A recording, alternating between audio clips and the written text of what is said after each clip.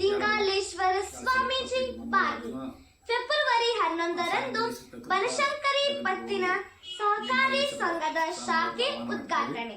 ನಾರಸವಾಡ ವ್ಯಾಪಾರಸ್ಥರು ಹಾಗೂ ಮಹಿಳೆಯರ ಆರ್ಥಿಕ ಚಟುವಟಿಕೆಗಳಿಗೆ ಆದ್ಯತೆ ನೀಡಲು ನಾರಸವಾಡ ಪಟ್ಟಣದಲ್ಲಿ 2ನೇ ಶಾಖೆಯನ್ನು ಆರಂಭಿಸಲಾಗುತ್ತಿದೆ ಎಂದು ಶ್ರೀ ಬನಶಂಕರಿ ಪತ್ತಿನ ಸಹಕಾರಿ ಸಂಘದ ಸಲಹಾ ಸಮಿತಿ ಸದಸ್ಯ ಬಸವರಾಜ್ ಪನೇಗೋಡ್ ಹೇಳಿದರು.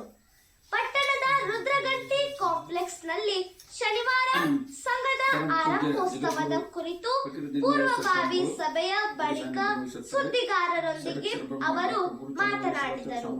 ಕಳೆದ 25 ವರ್ಷಗಳ ಹಿಂದೆ ಮುದ್ದೇಬಿಹಾರದಲ್ಲಿ ಬನಶಂಕರಿ ಪತ್ತಿನ ಸಹಕಾರಿ ಸಂಘ ಆರಂಭಿಸಲಾಗಿದೆ. 2ನೇ ಶಾಖೆಯನ್ನು ನಾಲತವಾಡದಲ್ಲಿ ಆರಂಭಿಸಲಾಗುತ್ತಿದ್ದು, ಕಾರ್ಯಕ್ರಮಕ್ಕೆ ಬಾಳೆಹೊಸೂರು ಬಾಬೆ ಖ್ಯಾತ ಸಂಸ್ಥಾನ ಪೀಠದ ಫಕೀರ ದಿಂಗಾಲೇಶ್ವರ ಮಹಾಸ್ವಾಮಿಗಳು ದಿವ್ಯ ಸಾನ್ನಿಧ್ಯ ವಹಿಸಲಿದ್ದಾರೆ. ಕುಂಟೋಜಿ ಸಂಸ್ಥಾನ ಹಿರೇಮಠದ ಚನ್ನವೀರ ಶಿವಾಚಾರ್ಯರು, ಲೊಟಗೇರಿಯ ದೇವಿ ಆರಾಧಕ ಗುರುಮೂರ್ತಿ ಕನ್ಕಾಲ್ಮಠ್ ಸಾನ್ನಿಧ್ಯ ವಹಿಸುವರು. ಕರ್ನಾಟಕ ಸಾಬೂನು ಮತ್ತು ಮಾರ್ಜಕ ನಿಗಮದ ಅಧ್ಯಕ್ಷ ಶಾಸಕರಾದ ಸಿ.ಎಸ್. ನಾಡಗೌಡ ಅಪ್ಪಾಜಿ ಉದ್ಘಾಟಿಸುವರು ಎಂದು ತಿಳಿಸಿದರು.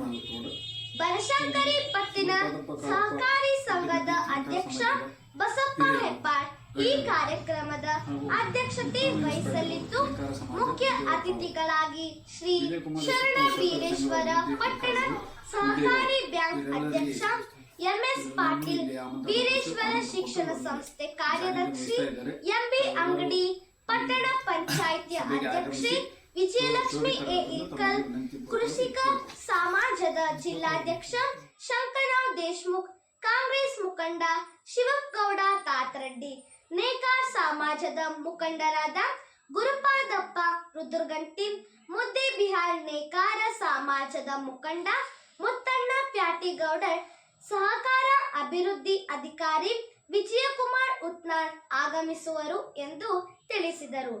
ಸಂಘದ ನಿರ್ದೇಶಕರಾದ ಶಂಕರ್ ಹೆಬ್ಬಾಳ್ ಮಾತನಾಡಿ, ಈಗಾಗಲೇ ಸಂಘದ ಉದ್ಘಾಟನಾ ಕಾರ್ಯಕ್ರಮಕ್ಕೆ ಪೂಜ್ಯರು, ಶಾಸಕರು, ಗಣ್ಯರಿಗೆ ಆಹ್ವಾನಿಸಲಾಗಿದ್ದು, ಸಂಘದ ಷೇರು ಸದಸ್ಯರು ಆಗಮಿಸಿ ಕಾರ್ಯಕ್ರಮ ಯಶಸ್ವಿಗೊಳಿಸಬೇಕು ಎಂದು ವಿನಂತಿಸಿದರು.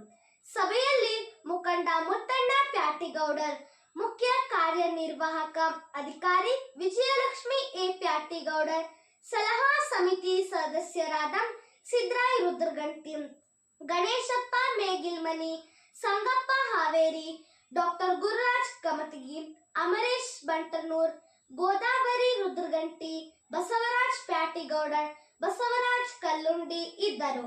ವರದಿ